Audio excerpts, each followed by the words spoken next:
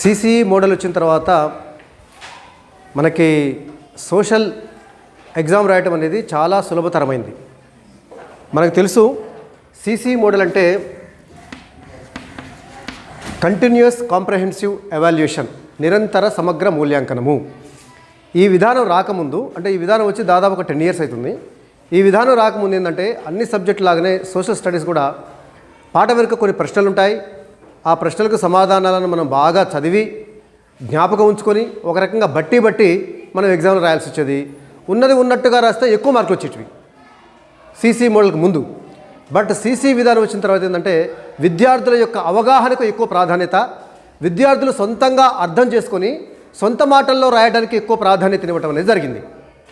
ఆ రకంగా చూసినట్లయితే ఈ సీసీ విధానం వచ్చిన తర్వాత పాఠ్యపుస్తకంలో ఉన్నటువంటి అంశాలను మీరు ఏ మేరకు అవగాహన చేసుకున్నారు, ఆ అంశాలను బయటి విషయాలతో ఏ విధంగా అనుసంధానం చేసుకున్నారు అనే దానికి ప్రాధాన్యత ఇవ్వడం జరిగింది. సొంతంగా మీరు ఏ విధంగా విశ్లేషించగలుగుతున్నారు, ఆ అంశాల మీద మీకు ఏ మేరకు అవగాహన కలిగిందనేదే ఇక్కడ ప్రధానమైంది. అందుకే మీరు సొంతంగా రాసిన దానికి ఎక్కువ ప్రాధాన్యత ఉంటుంది. ముఖ్యంగా సీసీ విధానం అంటే నిరంతర సమగ్ర మూల్యాంకనం, అంటే మీ యొక్క ప్రతిభను నిరంతరంగా మూల్యాంకనం చేస్తుండాలి. ఎప్పుడో నెలకొకసారో 3 నెలలకొకసారో ఎగ్జామ్ పెట్టి ఆ ఎగ్జామ్లో వచ్చినటువంటి మార్కుల ఆధారంగానే మీ ప్రతిభను నిర్ణయించడం కాదు. నిరంతరం ఉండాలి మిమ్మల్ని మదించడం అనేది, అంటే మీ యొక్క ప్రతిభను మదించడం అనేది నిరంతరం జరుగుతుంటుంది. ఫర్ ఎగ్జాంపుల్ మీరు ఒక నోట్స్ రాసినా, మీరు ఒక ప్రాజెక్ట్ చేసినా, మీరు ఒక సమకాలీన అంశం మీద ఒక టాపిక్ ఇచ్చి దాన్ని మీరు అనలైజ్ చేయమని చెప్పినా దాన్ని కూడా పరిగణలోకి తీసుకోవడం జరుగుతుంది, ఆ స్కిల్ కూడా. అందుకే మనకి ఒకప్పుడు సీసీ మోడల్ రాకముందు ఏంటంటే మనకి యూనిట్ టెస్టులు ఉండేవి. Unit test 1, unit test 2, unit test 3, 4 అని. ఆ తర్వాత త్రైమాసిక పరీక్ష అంటే quarterly exam, half yearly exam, annual exam ఉండేది. బట్ సీసీ మోడల్ వచ్చిన తర్వాత మనకి ఫార్మేటివ్ అసెస్మెంట్ అని వచ్చింది. ఎగ్జామ్ బదులు అసెస్మెంట్, మదింపు చేయటం, సమగ్రంగా మదింపు చేయటం. ఎగ్జామ్ కాదు, ఎగ్జామ్ ఆధారంగానే మీ ప్రతిభ నిర్ణయించడం కాదు. ఫార్మేటివ్ అసెస్మెంట్ 1, ఫార్మేటివ్ అసెస్మెంట్ 2, మనం FA1, FA2, FA3, FA4 అంటాం. ఈ FA అంటే గతంలో యూనిట్ టెస్ట్ అంటే ఓన్లీ టెస్ట్ ఒక్కటే పెట్టేది, ఎగ్జామ్ పెట్టేది. ఆ ఎగ్జామ్లో మార్కుల ఆధారంగా మీకు ర్యాంక్ ఇచ్చేది. బట్ ఇప్పుడు ఫార్మేటివ్ అసెస్మెంట్ అంటే ఆ ఫార్మేటివ్ అసెస్మెంట్లో ఎగ్జామ్ అనేది ఒక భాగం, మిగతావి కూడా ఉంటాయి. ఫర్ ఎగ్జాంపుల్ మీరు FAL చేస్తుంటారు, ఏంది నోట్స్, రాత అంశాలకు కూడా మీకు మార్కులు ఇవ్వడం జరుగుతుంది. నోట్స్ ఎంత చక్కగా రాశారు, సొంతంగా ఎట్లా రాశారు, మీ రైటింగ్ ఎట్లా ఉంది అంటే రాత అంశాలకు కొన్ని మార్కులు ఉంటాయి. 5 మార్కులు రాత అంశాలకి, అవునా? మనం 10 మార్కులు ఇచ్చినా వాటిని 5కి తగ్గించుకుంటాం. ఆ తర్వాత ప్రాజెక్టు కూడా 10 మార్కులకి ఇస్తాం ప్రతి ఫార్మేటివ్కి, దాన్ని మళ్ళీ 5 మార్కులు తగ్గించుకుంటాం. ప్రాజెక్టు మీరు ఎంత చక్కగా చేశారు, ఏ విధంగా విషయాన్ని సేకరించినరు, దాన్ని ఏ విధంగా ప్రజెంటేషన్ చేయగలిగినరు, ఆ ప్రాజెక్టు మార్కులు ఉంటాయి. తర్వాత మన సోషల్ అయితే సమకాలీన అంశం, సమకాలీన సామాజిక అంశాలపై ప్రతిస్పందన. సమకాలీన అంశాలు అంటే ఫర్ ఎగ్జాంపుల్ ఏదో ఒక సమస్య ఉంది, సామాజిక ఒక సమస్య ఉంది, ఆ సమస్యని ఇచ్చి మీరు దాని మీద ఒక ప్రాజెక్ట్ లాగా రాసుకురమంటాం. దాని మీద మీకు ఎంత అవగాహన ఉంది, మీరు రకరకాలైనటువంటి సోర్సెస్ ద్వారా, అంటే బయట న్యూస్ పేపర్లో కావచ్చు, లేదా ఏదైనా పుస్తకంలో దానికి సంబంధించిన మ్యాటర్ దొరకవచ్చు, లేదా మీరు గూగుల్ ద్వారా, ఇంటర్నెట్ ద్వారా మీరు సెర్చ్ చేసుకొని ఆ తర్వాత దానికి సంబంధించినటువంటి కొన్ని ఫోటోలు సేకరించి దాన్ని చక్కగా మీరు అందులో పేస్ట్ చేసి మ్యాటర్ రాస్తుంటుంటారు సమకాలీన అంశాలకి. దానికి కూడా మీకు మార్కులు ఇవ్వడం, 5 మార్క్స్ ఇవ్వడం జరుగుతుంది. అదేవిధంగా ఎగ్జామ్ అంటే 4 అంశాల్లో ఎగ్జామ్ అనేది ఒక అంశం. ఆ ఎగ్జామ్ కూడా ఎక్కువ ప్రాధాన్యత లేదు. మిగతా 3టికి ఎంత ప్రాధాన్యత ఉందో దీనికి ఎంత ప్రాధాన్యత. దీనికి ఎగ్జామ్ 20 మార్కులకు పెట్టినా 5 మార్కులు తగ్గిస్తాం కదా. ఈ ప్రాజెక్ట్ 10 మార్కులు ఉంటే 5 మార్కులు తగ్గిస్తాం, సమకాలీన అంశం 10 మార్కులు ఉంటే 5 మార్కులు తగ్గిస్తాం. అదేవిధంగా నోట్స్ రాత అంశాలకు 10 మార్కులు ఇస్తాం, 5కి తగ్గిస్తాం. టెస్ట్ కూడా, స్లిప్ టెస్ట్ కూడా 20 మార్క్స్ పెట్టి 5 మార్క్స్ తగ్గించడం జరుగుతుంది. స్లిప్ టెస్ట్ కూడా ఒకటే పెట్టాలని లేదు, ఆ నెలలో 2, 3 స్లిప్ టెస్ట్లు పెట్టుకోండి, వాటన్నిటి యావరేజ్ 5 మార్క్స్ తగ్గించుకుంటాం. ఒకటే పెట్టాలనే రూల్ ఏం లేదు. ఈ విధంగా నిరంతరం మూల్యాంకనం, సమగ్ర మూల్యాంకనం, కేవలం ఎగ్జామే కాకుండా ఇతర అంశాలను కూడా మూల్యాంకనం చేసే విధంగా ఉంటుంది. సో మనకి సోషల్ స్టడీస్, పర్టికులర్గా సోషల్ స్టడీస్ విషయానికి వచ్చినట్లయితే ఫర్ ఎగ్జాంపుల్ మ్యాథ్స్ ఉందనుకుందాం. మ్యాథ్స్లో మీరు ఏ మెథడ్ ఫాలో అయినా లాస్ట్కి ఆన్సర్ ఒకటే వస్తుంది దాదాపుగా కదా. కానీ ఒక క్వశ్చన్ ఇచ్చినట్టయితే సోషల్ స్టడీస్లో అందరూ ఒకే విధంగా రాయాల్సిన అవసరం లేదు. గతంలో ఒకప్పుడు ఏంటంటే అదే మ్యాటర్ ఉందా లేదా అని మార్కులు ఇచ్చేది, కానీ ఇప్పుడు మీ యొక్క అవగాహనకు ప్రాధాన్యత ఇవ్వడం జరిగింది. ఫర్ ఎగ్జాంపుల్ మహాత్మా గాంధీలో మీకు నచ్చినటువంటి గుణం ఏది, ఎందుకు నచ్చింది అని రాసిన అనుకోండి, ఒక్కొక్కరికి ఒక్కొక్క రకంగా రాస్తారు. ఈయన రాసిందే కరెక్ట్ అని కాదు, లేకపోతే ఆ అమ్మాయి రాసిందే కరెక్ట్ అని కాదు. మీకు నచ్చిన గుణం రాస్తారు, అది మీ మీ స్వేచ్ఛ. పలానా గుణం నాకు నచ్చింది, ఎందుకు నచ్చిందంటే అది వివరించగలగాలి. ముఖ్యంగా ఏంటంటే రాయగలగాలి, రైటింగ్ స్కిల్ ఉండాలి. రైటింగ్ స్కిల్ ఉన్నట్లయితే మీరు మీ యొక్క విశ్లేషణ ఆధారంగా చక్కగా సొంతంగా రాస్తే ఎక్కువ మార్కులు పడతాయి. బట్టి పట్టాల్సిన అవసరం అసలే లేదు. పుస్తకంలో ఉపయోగించినటువంటి పదాలనే ఉపయోగించాల్సిన అవసరం లేదు. పుస్తకంలో ఒక పదం ఉపయోగించరు, అది మీకు గుర్తురావటంలే, దానికి సమానమైనటువంటి అర్థం ఇచ్చేటటువంటి పదాన్ని ఉపయోగించుకొని మీరు రాసుకోవచ్చు, మీరు విశ్లేషించవచ్చు. ఇక్కడ బట్టి పట్టడానికి ప్రాధాన్యత లేదు, అవగాహనకు మీరు ఎంత అవగాహన చేసుకోగలిగినరు. ఇంకొకటి ఏంటంటే ఎగ్జామ్లో వచ్చేటటువంటి క్వశ్చన్స్, సోషల్ ఎగ్జామ్లో వచ్చినటువంటి క్వశ్చన్స్ కూడా మనం ఒకసారి గమనించినట్లయితే పుస్తకంలో పాఠంలో ఉన్నటువంటి ప్రశ్నలు యథావిధిగా ఇచ్చేటటువంటి అంశాలు చాలా తక్కువ, ఆ అవకాశం చాలా తక్కువ. ఆ బుక్లో ఉన్నటువంటి టాపిక్స్ని మీరు ఏ మేరకు అవగాహన చేసుకున్నారో దానికి రిలేటెడ్గా జనరల్ క్వశ్చన్స్ కూడా వస్తాయి. ఆ ప్రశ్నలకు మీకు పుస్తకంలో సమాధానాలు దొరకవు. కాకపోతే ఏంటంటే ఆ టాపిక్ చెప్పుకున్నప్పుడు విస్తృతంగా దాన్ని అర్థం చేసుకొని దానికి రిలేటెడ్గా ఉన్నటువంటి అంశాలన్నిటి మీరు సొంతంగా రాయగలగాలి.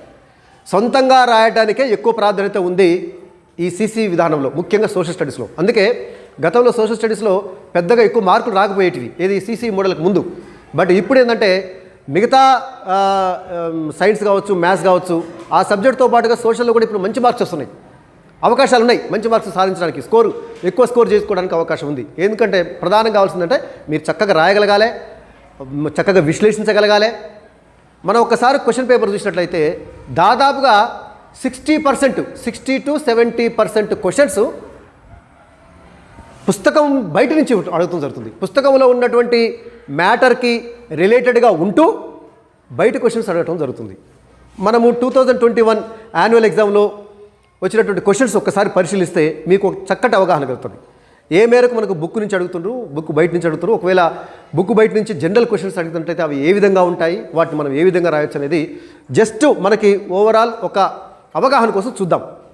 మనకు 2022లో వచ్చినటువంటి question paper part A, part B అనేది బిట్ పేపర్ కదా, పార్ట్ ఏ అనేది క్వశ్చన్ పేపర్. ఈ క్వశ్చన్స్లో జనరల్ క్వశ్చన్స్ ఏంటివి అనేది ఒకసారి మనం చూద్దాం. అయితే జనరల్ అంటే పూర్తిగా అవుట్ ఆఫ్ సిలబస్, లేకపోతే పుస్తకంతో సంబంధం లేకుండా ఏమి ఇయ్యరు. పుస్తకంలో ఉన్నటువంటి టాపిక్స్కి రిలేటెడ్గా ఉంటూ వాటికి సంబంధించినటువంటి అంశాలను మిళితం చేస్తూ క్వశ్చన్స్ అడుగుతాడు. అలాంటి క్వశ్చన్స్కి ఆన్సర్ మీరు సొంతంగా అవగాహన చేసుకొని మీదైనటువంటి మాటల్లో రాయొచ్చు, బట్టి పట్టాల్సిన అవసరం అసలే లేదు.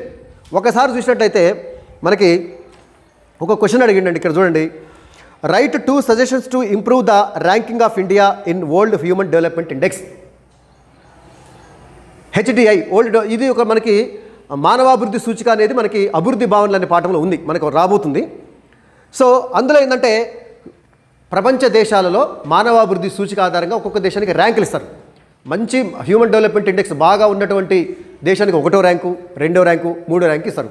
మన ఇండియా అనేది అప్రాక్సిమేట్లీ మొత్తంగా చూసినట్టయితే 175, 180 దేశాల్లో మంది 137, 133 ఆ స్థానంలో ఉంటుంది. మరింత మెరుగుపరచాలంటే నువ్వు ఇచ్చే సూచనలు ఏంటివి చూడండి. దీనికి ఈ క్వశ్చన్కి డైరెక్ట్గా ఆన్సర్ టెక్స్ట్ బుక్లో ఉండదు, కానీ ఆ టాపిక్ చదివితే మీకు అర్థమవుతుంది. మానవాభివృద్ధి సూచికలో మన దేశం ముందుండాలంటే ఏ అంశాలను మనం మెరుగుపరుచుకోవాలో మనకు ఆ టెక్స్ట్ బుక్లో ఉంటుంది. అక్షరాస్యత పెంచుకోవాలి బాగా, మన దేశంలో ఇంకా అక్షరాస్యత వెనకబడి ఉన్నారు. మానవాభివృద్ధి సూచికను నిర్ణయించేటప్పుడు ఏం చేస్తారంటే కొన్ని కొలమానాలు ఉంటాయి. మనకి విద్యా సూచికలు, ఆరోగ్య సూచికలు, ఆదాయ సూచికలు ఉంటాయి. సో కాబట్టి వాటి ఆధారంగా మీరు సొంత అవగాహనతో రాస్తే సరిపోతుంది. టెక్స్ట్ బుక్లో డైరెక్ట్గా ఆన్సర్ ఉండదు. దీనికి ఏంది, విద్యా ప్రమాణాలు మెరుగుపడాలి, విద్యా అవకాశాలు ఇంకా పెంపొందించాలి, అక్షరాస్యతను పెంపొందించుకోవాలి, ఆరోగ్య వసతులు ఇంకా పెంచాలి, అవునా, అందరికీ అందుబాటులో హాస్పిటల్స్ అవన్నీ ఉండాలి, అవునా, మరణాలను తగ్గించాలి, శిశు మరణాలు తగ్గించాలి. ఆ తర్వాత వచ్చేసినట్టయితే ఆదాయం పెరగడానికి ఉపాధి అవకాశాలు బాగా కల్పించాలి ప్రభుత్వాలు. నిరుద్యోగులు ఎవరైతే ఉన్నారో వాళ్ళందరికీ ఉద్యోగ అవకాశాలు, అది ప్రభుత్వ ఉద్యోగం అని కాదు, అవకాశాలు కల్పించాలి, ప్రైవేట్ ఉద్యోగాలు కావచ్చు. ఇవన్నీ చేసినట్టయితే భారతదేశము మానవాభివృద్ధి సూచికలు ముందుంటుంది అని మనం ఈజీగా రాయొచ్చు, సొంతంగా రాయొచ్చు.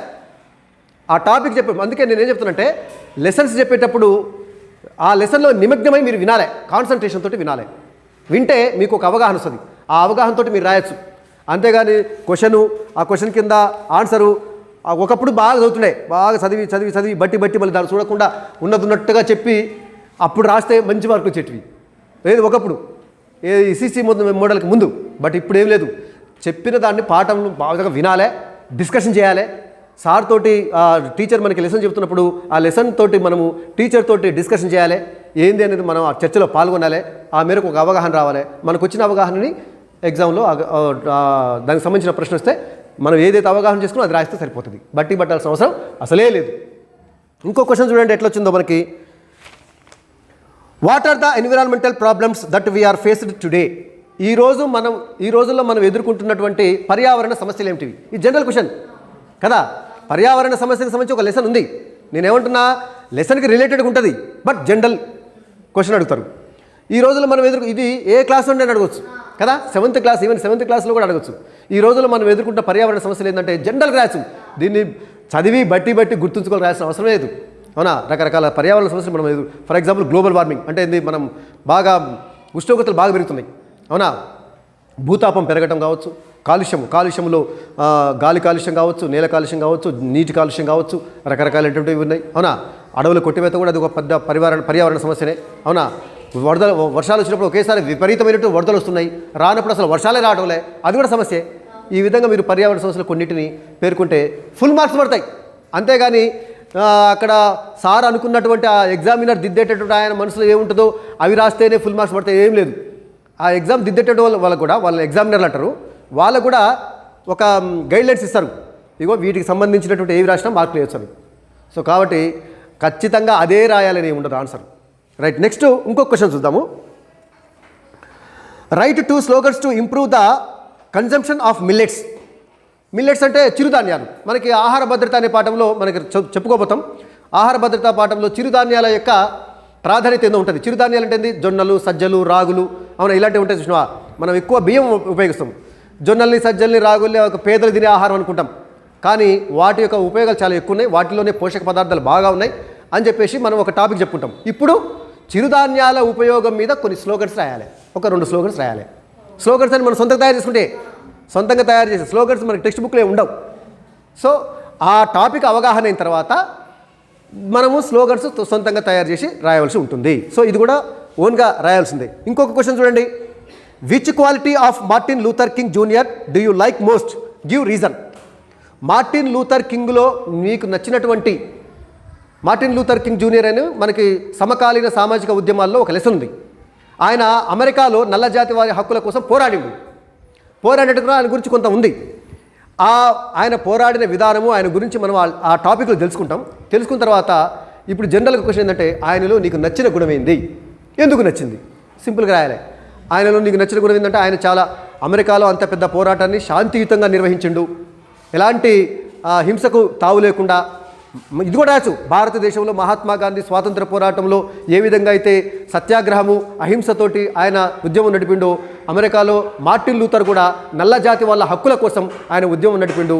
సో ఆయనలో నీకు నచ్చినటువంటి గుణం ఏంటంటే నల్ల జాతి వాళ్ళ హక్కుల కోసం శాంతియుత పద్ధతిలో ఆయన ఉద్యమం చేసి విజయం సాధించిండు అని చెప్పేసి రాస్తే అయిపోద్ది. దీనికి డైరెక్ట్గా ఆన్సర్ ఉండదు, కాకపోతే టాపిక్ ఉంటుంది. ఈ విధంగా మీరు అవగాహన చేసుకోండి. నెక్స్ట్ ఇంకో క్వశ్చన్ చూసినట్టయితే, write some suggestions to improve the standard of living of the tribals and poor peasants. Poor peasants అంటే పేద రైతులు. భారతదేశంలో పేద రైతులు, గిరిజనుల యొక్క జీవన ప్రమాణం మెరుగుపరచడానికి నువ్వు ఇచ్చే సూచనలు ఏంది? ఇది జనరల్ క్వశ్చనే. పేద రైతులు మరియు గిరిజనుల యొక్క జీవన ప్రమాణం పెంపొందించడానికి, వాళ్ళ లైఫ్ పెంపొందించడానికి, మెరుగైనటువంటి జీవనం కొనసాగించడానికి నువ్వు ఇచ్చే సూచన ఏంది అంటే, నువ్వు ఏం చేయాలి, రైతులకు ఏ విధంగా ప్రభుత్వాలు మద్దతు ఇవ్వాలి, వాళ్ళని ఏ విధంగా ఆదుకోవాలి, అదేవిధంగా గిరిజనులకి ఏ విధంగా జీవనోపాధులు కల్పించాలి, తద్వారా వాళ్ళు ప్రధాన జనజీవన స్రవంతిలో కలిస్తే వాళ్ళు కూడా అభివృద్ధి చెందరు. సొంతంగా ఆలోచించి రాసేటివన్నీ చక్కగా ఆలోచించగలగాలి.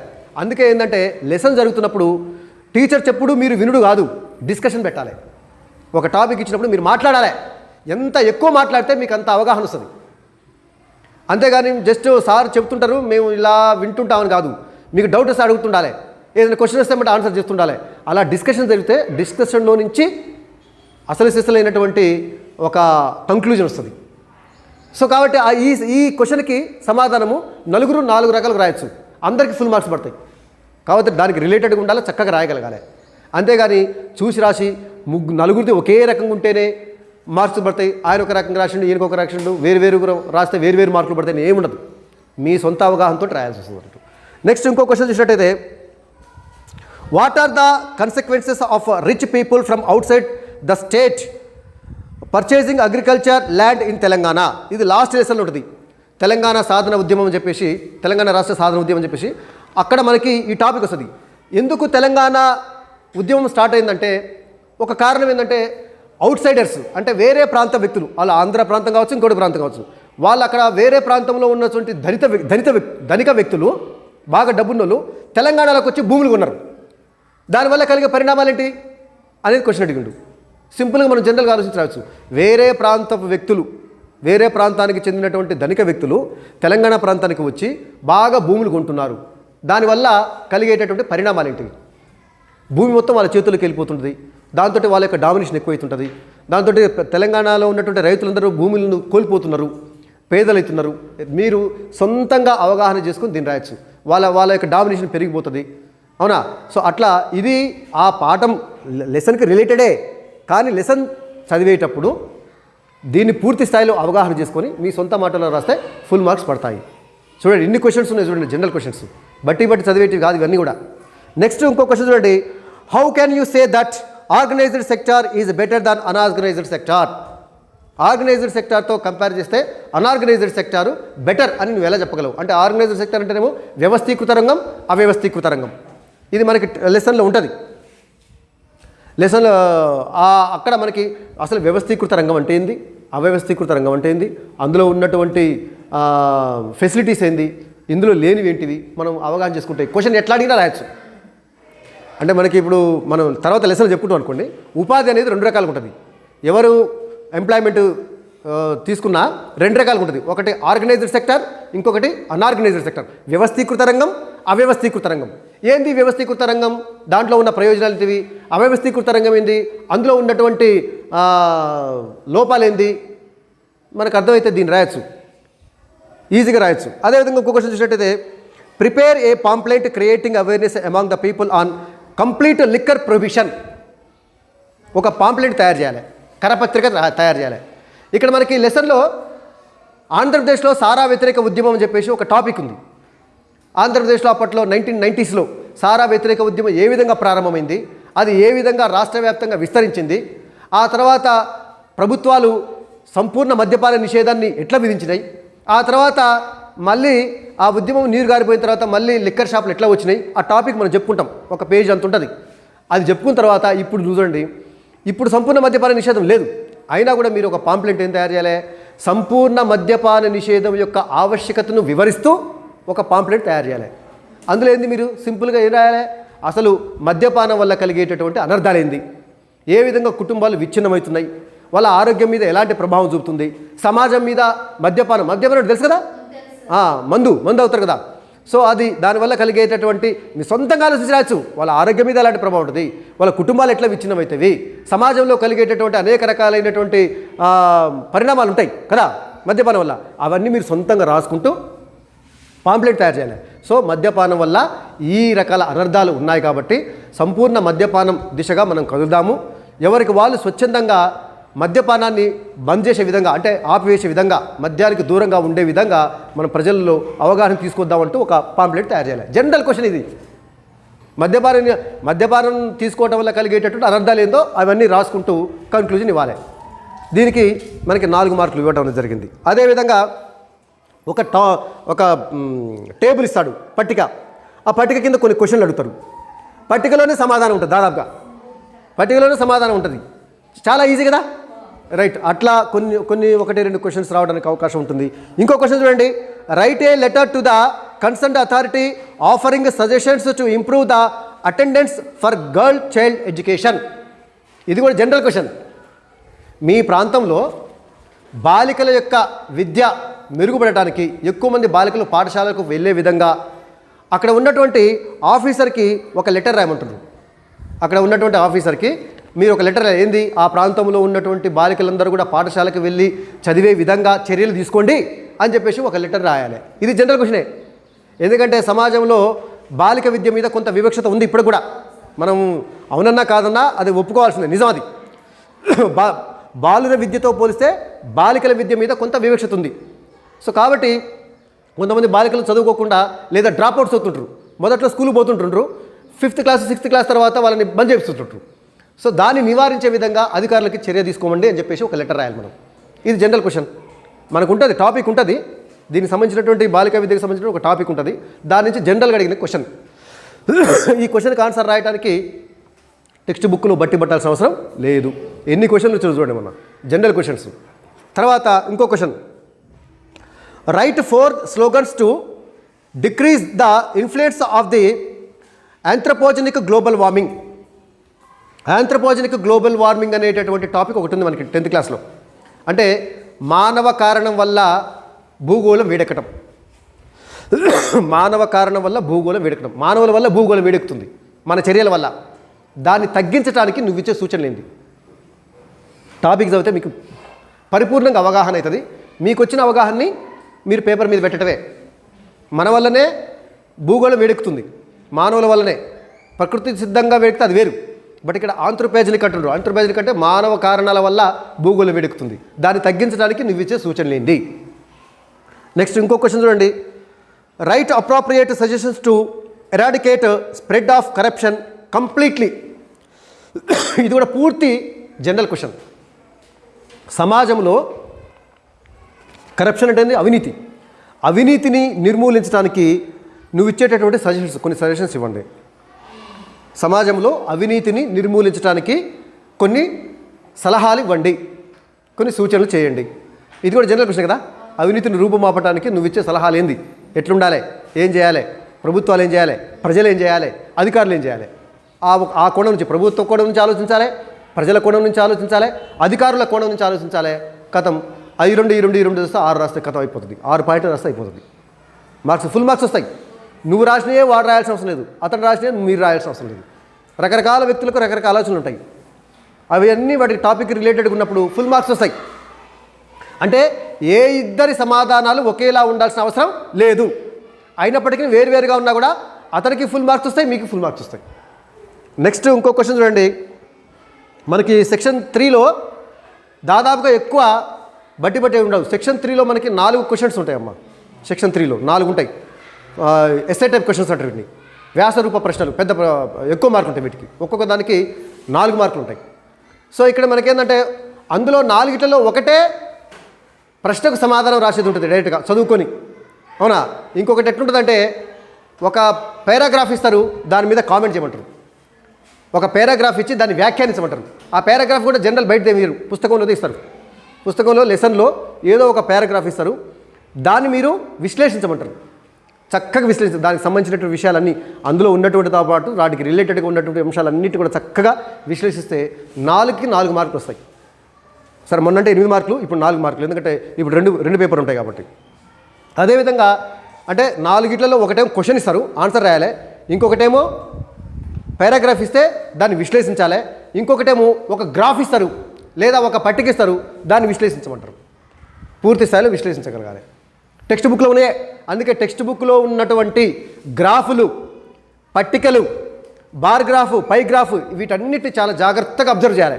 మ్యాప్లు, ఒక్కోసారి మ్యాప్ కూడా ఇస్తాడు. మ్యాప్ ఇచ్చి కింద క్వశ్చన్స్ ఇస్తాడు, ఖచ్చితంగా ఇస్తాడు, మొన్న ఇచ్చిండు. కాబట్టి టెక్స్ట్ బుక్లో ఉన్న గ్రాఫుల్లో కూడా బార్ గ్రాఫ్స్ ఉంటాయి, పై గ్రాఫ్స్ ఉంటాయి, తర్వాత టేబుల్స్, ఆ తర్వాత మ్యాప్లు బాగా అబ్జర్వ్ చేయాలి. 100% మార్క్స్ సాధించడానికి అవకాశం ఉన్నటువంటి టాపిక్స్ అవి. చూసి రాయటమే, విశ్లేషించగలటమే, దాన్ని చూసి దాన్ని పూర్తి స్థాయిలో అనలైజ్ చేయాలి. సో ఇదొకటి. ఆ తర్వాత అంటే ఒకటి క్వశ్చన్ ఆన్సర్ రాయాలి, ఒకటేమో పారాగ్రాఫ్ ఇస్తే దాని మీద కామెంట్ చేయాలి, అంటే విశ్లేషించాలి. ఇంకోటి ఒక గ్రాఫ్ ఇస్తే దాన్ని విశ్లేషించాలి. ఇక 4వది మ్యాప్ ఇస్తారు, మ్యాప్లో అంశాలు గుర్తించాలి. అంతే. మ్యాప్ పేపర్ 1కేమో ఇండియా మ్యాప్ ఇస్తారు, 4 ఇస్తారు. ఆ 4 అంశాలు, ఒక నది కావచ్చు, ఒక రాష్ట్రం కావచ్చు, ఒక నగరం కావచ్చు, లేదా ఒక పర్వత శ్రేణి కావచ్చు, ఏదో ఒకటి 4 అడుగుతాడు. 4కి 4 మార్కులు. అర్థమైందా? పేపర్ 1లో అయితేనేమో ఇండియా మ్యాప్ అడుగుతాడు, పేపర్ 2లో అయితేనేమో వరల్డ్ మ్యాప్ అడుగుతాడు, ప్రపంచ పటం. పేపర్ 1లో ఇండియా పటం, పేపర్ 2లో ప్రపంచ పటం. ఈజీ, చాలా ఈజీ, చాలా ఈజీ ఉంటుంది అన్నట్టు. ఏమాత్రం కూడా వాటిని మిస్ చేసుకోకూడదు. ఇలా చేస్తే మనకి సోషల్లో కూడా 10కు 10 గ్రేడ్ పాయింట్లు సాధించవచ్చు. అలాంటి వాళ్ళు చాలామంది ఉన్నారు. ఒకప్పుడు బై మార్క్స్ వచ్చేది సోషల్లో చాలా తక్కువ. అసలు 80 దాటితే చాలా గ్రేటు, 90 వచ్చిందంటే చాలా గ్రేటు స్కోర్. ఎందుకంటే పెద్దగా మార్క్స్ వేయరు అప్పట్లో, ఎందుకంటే ఉన్నట్టు రాయాలి, పెద్దగా పేజీలకు రాయాలి. బట్ ఇప్పుడు మీరు విశ్లేషించినటువంటి మీ సొంత విశ్లేషణకు ప్రాధాన్యత ఇస్తూ ఫుల్ మార్క్స్ ఇస్తున్నారు. కాబట్టి ఇప్పుడు 10 గ్రేడ్ పాయింట్స్ సాధించడం అనేది సోషల్లో మిగతా సబ్జెక్ట్స్తో పోలిస్తే నా అవగాహన మేరకు ఏంటంటే మిగతా సబ్జెక్ట్స్తో కంపేర్ చేస్తే సోషల్లో 10 గ్రేడ్ పాయింట్స్ సాధించడం చాలా ఈజీ. కాకపోతే మీకు రాయటం రావాలి. చాలామంది ప్రాబ్లం ఏంటంటే రైటింగ్ మంచిగా ఉండాలి, రైటింగ్ మంచిగా ఉండట్లే, అది ప్రాబ్లం. తర్వాత అక్షర దోషాలు ఎక్కువ ఉండొద్దు. సరే ఒకటారా అక్షర దోషాలున్నా మనకి తెలుగు, హిందీ, ఇంగ్లీషు లాంగ్వేజ్లో అయితే అక్షర దోషాలను కూడా పరిగణలో తీసుకుని మార్కులు ఇస్తారు. ఈ సోషల్లో అక్షర దోషాలు పెద్దగా ఉండవు, కానీ అలా అని ఎక్కువ అక్షర దోషాలు ఉన్నట్టయితే కొన్ని ఒక హాఫ్ మార్కో అదో కట్ చేయడానికి అవకాశం ఉంటుంది. కాబట్టి అక్షర దోషాలు లేకుండా చక్కగా నీట్గా రాయగలగాలి, రాయటం అనేది రావాలి. రైటింగ్ మంచిగా ప్రాక్టీస్ చేయండి. అందుకే మీరు నోట్స్ రాసేటప్పుడు మీకు నోట్స్ కూడా మార్క్స్ ఇస్తున్నాం కదా, నోట్స్ రాసేటప్పుడు ఈ మార్క్స్ కోసమో లేకపోతే టీచర్ కోసమే మీరు నోట్స్ రాయగాకరి. మీ రైటింగ్ ఇంప్రూవ్ చేసుకునే విధంగా రాయండి. రైటింగ్ మీద మంచి కాన్సన్ట్రేషన్ పెట్టండి. చాలామంది ఏంటంటే విద్యార్థులకి ఆ టాపిక్ మీద అవగాహన ఉంటుంది, లేచి మాట్లాడమన్నప్పుడు మాట్లాడగలుగుతారు, కానీ రాయలేకపోతున్నారు కదా. కొంతమంది విద్యార్థులు ఎట్లంటే అది అవగాహన అవుతుంది, వింటారు, వాళ్ళకి మంచిగా అండర్స్టాండ్ అవుతుంది, చెప్పంటే కొద్దిగా చెప్పగలుగుతారు, రాయి అంటే రాసే కాడ పోతుంది. అందుకే మీరు ఇప్పుడు అకాడమిక్ ఇయర్ స్టార్టింగ్లోనే ఉన్నారు కాబట్టి ఇంకా మనకి దాదాపు 10 months టైం ఉంది కాబట్టి చక్కగా నోట్స్ రాసేటప్పుడు మీరు రైటింగ్ మీద బాగా దృష్టి పెట్టి రైటింగ్ని ఇంప్రూవ్ చేసుకోండి. మీ రైటింగ్ ఎంత మంచిగా ఉంటే ఎగ్జామినరు అంత ఇంప్రెస్ అయ్యి మీకు హాఫ్ మార్కు లేదా 1 మార్క్ ఎక్కువ వేయడానికి అవకాశం ఉంటుంది. రైటింగ్ కూడా ప్రభావం చూపుతుంది, ఉండదా? రైటింగ్ చూడగా అబ్బా ఎంత మంచిగా రాసిన మనం అనుకుంటా కదా, చాలా బాగుందని చెప్పేసి అందరూ అంతే. అక్కడ ఎగ్జామినర్ కూడా మీరు రాసేటటువంటి అంశాలను పాయింట్స్ వైజ్గా చక్కటి రాతతోటి రాసినట్టయితే ఫుల్ మార్క్స్ వేయడానికి అవకాశం ఉంటుంది. కాబట్టి రైటింగ్ మీద కూడా మీరు దృష్టి పెట్టాలి. ఒకటి ఆ టాపిక్స్ని, లెసన్లో ఉన్నటువంటి టాపిక్స్ మీద అవగాహన, వాటిని మీరు పేపర్ మీద పెట్టడం, అంటే మంచిగా చక్కగా రాయటం కూడా మంచి పాయింట్స్ వైజ్గా రాయటము, అవన్నీ చేసినట్టు మీకు కొన్ని ఎగ్జామ్ టిప్స్ ఉంటాయి. అవి ఎగ్జామ్స్ అప్పుడు మనం చెప్పుకుందాం. ఆల్రెడీ 9th క్లాస్లో కూడా మనకు ఒకసారి చెప్పుకోవడం జరిగింది. ఆ ఎగ్జామ్ టిప్స్ని ఫాలో అవుతూ చక్కగా రాసినట్టయితే మీరు 10 GPA సాధించడానికి 100% అవకాశాలు ఉంటాయి. ఇది స్టార్టింగే, ఇది జూనే కాబట్టి మీరు ఇప్పటి నుంచే దృష్టి పెట్టినట్టయితే మీరు, ఎందుకంటే సమయం అంతా అయిపోయిన తర్వాత 10th క్లాస్ యాన్యువల్ ఎగ్జామ్స్ ముందుకు వచ్చేటప్పుడు అయ్యో ఇప్పుడు నేను బాగా నేర్చుకోవాలి, బాగా చదవాలి, సంవత్సరం చదవంతా ఒకటే రోజు చదవాలంటే సాధ్యమైద్దా? సాధ్యం కాదు. ఇప్పటి నుంచే మనము ఒక్కొక్క మెట్టు ఎక్కుకుంటూ పోతుంటే బిల్డింగ్ ఎక్కుతాం. అలా మనం ఎక్కకుండా ఆడనే కూర్చొని ఒకేసారి జంప్ చేసి అన్ని మెట్ల పైకి ఎక్కాలంటే జంప్ చేస్తే సాధ్యమైద్దా? బోర్ల బొక్క పడతాం, అంతే కదా. అదే ఇక్కడ మనం చేయాల్సింది ఏంటంటే ఒకేసారి మన మీద పనిభారం ఉండొద్దు. అంటే ఏం చేయాలి? ఏ రోజు పని ఆ రోజు చేసుకోవాలి. ఈరోజు చెప్పిన లెసన్ ఇంటికి పోయిన తర్వాత ఈరోజు 1-2 సార్లు చక్కగా చదువుకోవాలి, ముఖ్యాంశాలు రాసుకోవాలి, అప్పుడప్పుడు రివిజన్ చేసుకోవాలి. కథం ఎగ్జామ్ అప్పుడు ఆడుతూ పాడుతూ ఎగ్జామ్ రాయొచ్చు, ఏమాత్రం ఒత్తిడి లేకుండా. అందుకని ఇది మీకు అకాడమిక్ ఇయర్ స్టార్టింగే కాబట్టి నేను పదే చెప్తున్నా, చక్కగా మీరు టైం వేస్ట్ చేసుకోకుండా 10th క్లాస్ కాబట్టి. మొన్న చిన్న సూరారం వాళ్ళు ఏంటంటే ఒక పండగ ఉందని చెప్పేసి చాలామంది 3 రోజులు 4 రోజులు రాలే. అది అన్నీ బంద్ చేయండి. ఇప్పుడు ఇంకా వేరే తరగతుల్లో అయితే 1 వారం రోజులు రాలే, ఊళ్ళో బుడ్రే పండుగ ఉందని. అట్లా ఆబ్సెంట్ అయితే నేను చేసేది ఏం లేదు, మీరు చేసేది ఎవరు ఏం చేయలేదు, ఏ సార్ ఎవరు చేయలేరు. స్కూల్కి వస్తేనే కదా మీరు తెలుసుకున్నది, చెప్తాను. Yes go. సో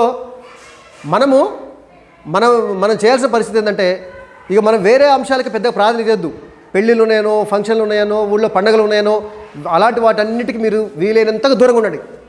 మన ఇంట్లో తప్పితే, మన ఇంట్లోనే తప్పనిసరి పరిస్థితి అయితే అది ఒకరోజు పర్మిషన్ తీసుకొని ఉండండి. కానీ వీలైనంత వరకు ఎట్టి పరిస్థితుల్లో ఆబ్సెంట్ కావద్దు. వచ్చిన తర్వాత చక్కగా పాఠం చెప్తున్నప్పుడు పాఠంలో లీనమై కాండి, అందులో చర్చలో పాల్గొనండి, బాగా వినండి, డిస్కషన్ చేయండి, ఒక అవగాహనకి రండి. మీకు అర్థం కాని దాన్ని 1కి 10 సార్లు అడగండి.